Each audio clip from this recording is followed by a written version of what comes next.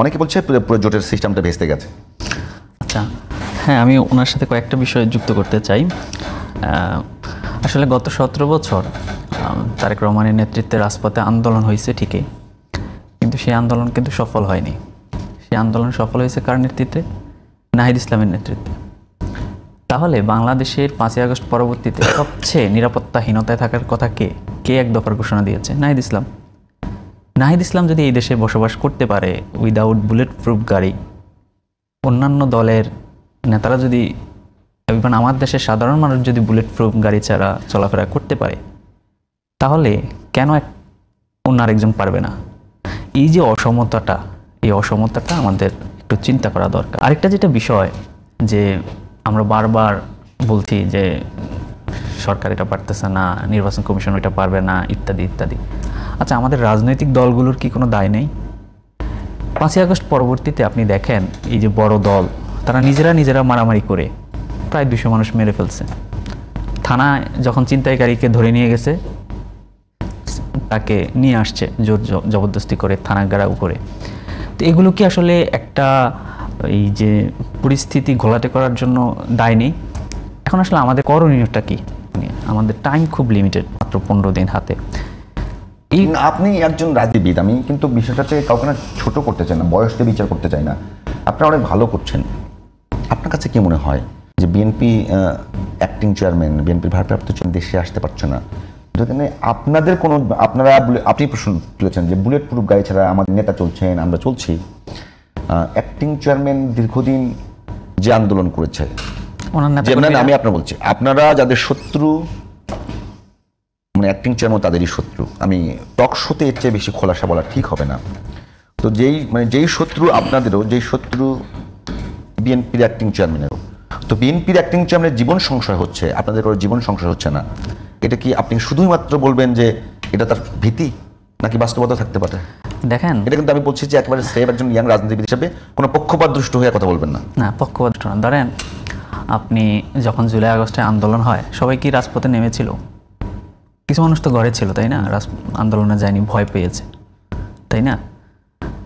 আবার কিছু মানুষ কিন্তু এই ভয়কে জয় করে রাজপথে নেমে আসছে, তারা জীবনের পরোয়া করে নাই, জীবন দিয়ে দিয়েছে। এমনটা কি হতে পারে? আমি আপনাকে বলি যে জুলাই আন্দোলনের সময় আপনারা যারা সামনে ছিলেন, আমি একটু বোঝার জন্য বলছি, আমি কিন্তু কোনো মন্তব্য করছি না, কারণ মন্তব্য, জুলাই আন্দোলনের সময় আপনারা যারা সামনে ছিলেন তাদেরকে নিয়ে সরকারি দলের পক্ষ থেকে খুব একটা কথা আসেনি।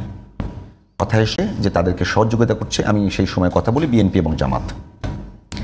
তাহলে কি জুলাই আন্দোলনের সময় যারা হেরে গেল, তারা কি এটা বোধ করে কিনা যে আসলে সামনে যারা ছিল এরা তেমন কিছু করেনি, মূলত অপকর্মটা করেছে তাদের ভাষায়, পেছনে যারা ছিল সেই হিসেবে তারেক রহমান রিস্কের ভিতরে, আপনারা কম রিস্কের ভিতরে আছেন? কোনো যুক্তি হতে পারে না আসলে। বিষয়টা হচ্ছে, তাহলে তো এই যে আমাদের 5 জনকে ডিবি অফিসে নিয়ে যেত না, আমাদের 2 জনকে, তারপরে হয়তো আসলে ভাই আমরা কিছু করছি না। এখন বিষয়টা হচ্ছে কি, তখন পরিস্থিতিটা এই যে ছাত্র নেতারা ছিল ড্রাইভিং করছে এবং সকল শিক্ষার্থী তাদের যাত্রী ছিল। এমন অবস্থায় যদি আসলে ছাত্র নেতাদের গায়ে টুক শব্দ কিছু করতো, তাহলে মানে পরিস্থিতি আরও ভয়ঙ্কর হতে পারতো। সরকার এটা হয়তো ওই সময় আশঙ্কা করছে, যার কারণে তারা এটা মানে একটু সফট হাতে হ্যান্ডেল করার চেষ্টা করছে, বিশেষ করে টপ প্লেয়ারকে। বুঝতে তাহলে আপনি কি অ্যাক্টিং চেয়ারম্যান দেশে ফিরছেন না, আপনার কাছে কি মনে হয়? ওই যে আমি বললাম, আসলে আপনি বাংলাদেশের 16 কোটি মানুষ আপনাকে নিয়ে স্বপ্ন দেখে, আপনি সেই 16 কোটি মানুষের জীবনের কোনো নিরাপত্তা নিয়ে ভাবছেন না। ইভেন বাংলাদেশে নাহিদ ইসলাম এক দফার ঘোষণা দিয়েছে, নাহিদ ইসলাম এই দেশে এক্সিস্ট করতেছে, এই দেশের মানে বুলেট প্রুফ গাড়ি ছাড়া যেখানে সেখানে চলাফেরা করতেছে, সভা সমাবেশ, মানুষের অধিকার নিয়ে কথা বলতেছে। সেখানে আপনিও একটা পলিটিক্যাল পার্টির নেতা এবং আপনার নেতাকর্মীরা বারবার স্লোগান দিচ্ছে যে তারেক রহমান আসবে, বাংলাদেশ হাসবে। যে স্লোগান এখন শেখ হাসিনার কর্মীরাও দিচ্ছে, শেখ হাসিনা আসবে, বাংলাদেশ হাসবে। তো বিষয়টার মধ্যে আমি খুব বেশি একটা ফারাক দেখি না আর কি। ও শেখ হাসিনাও এখন ভয় পেয়ে আসতেছে না, উনিও আসলে ভয় পেয়ে আসতেছে না। আমার কাছে মনে হচ্ছে এটাই, ভয় ওই যে ওনারাই তো বলতেছে যে ওনাদের বিভিন্ন সংখ্যা আছে, এই আছে, সেই আছে। মানে আঙ্গুলটা বিরোধী উপরে যায়। হ্যাঁ, এখন ওই যে আপনাকে আশ্বস্ত করছেন যে কোনো ভয় নাই। না, আমরা সেটা তো করার মানে এখতিয়ার রাখি না। আমরা কি সেটা রাখি? সরকার করছে যে সরকার তাকে সহযোগিতা করবে, তার বুলেট প্রুফ গাড়ির ওনার বুলেট প্রুফ গাড়ি কেনার অনুমতি দিয়েছে, আনুষঙ্গিক যে যে বিষয়গুলো আছে সরকার থেকে সেটা সহযোগিতা করার কথা সরকার করতেছে। কিন্তু ওনার যে সাহসিকতার পরিচয় বাংলাদেশের মানুষ এক্সপেক্ট করছে যে 5ই আগস্টের পর উনি আসবেন, এসে দেশের হাল ধরবেন, নেতাকর্মীদের হাল ধরবেন, যে নেতাকর্মীদের মধ্যে যে বিশৃঙ্খল পরিস্থিতি সেগুলো মিটমাট করবেন।